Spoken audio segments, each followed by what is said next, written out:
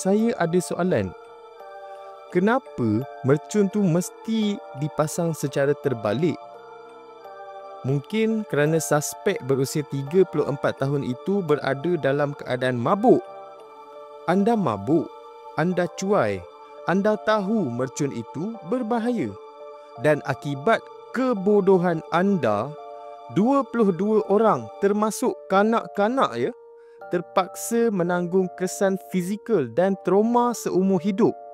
Saya tak faham. Kecuaian macam ni adakah hanya cukup dengan Seksyen 326 Kanun Keseksaan? Dalam kejadian kira-kira jam 12.45 tengah malam tadi, seramai 22 orang cedera susulan letupan mercun sempena sambutan Deepavali di tepi Jalan Paya Besar dekat Kulim. Punca kejadian disebabkan oleh kecuaian jahanam 2 orang suspek. Laporan berkata mercun dibeli berharga RM200 yang dimasukkan dalam silinder dan dipasang terbalik. Kenapa terbalik? Mari kita rungkai bersama.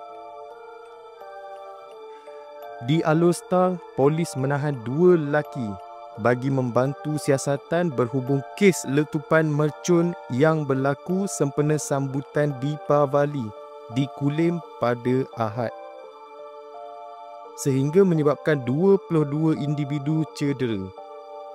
Ketua Polis Daerah Kulim, Superintendent Zulkifli Azizan berkata, pihaknya menahan 2 lelaki itu di Taman Senangin dan Paya Besar dekat Kulim pada Isnin.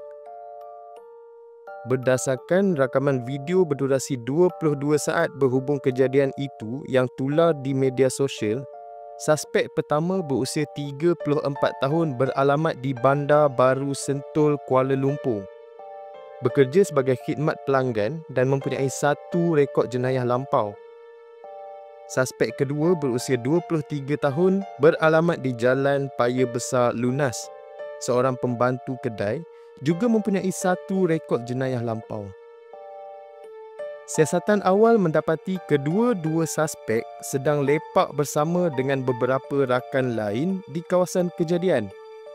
Suspek pertama yang dalam keadaan mabuk membeli mercun jenis kelapa di sebuah kemah menjual bahan letupan itu pada harga RM200, katanya dalam kenyataan malam ini.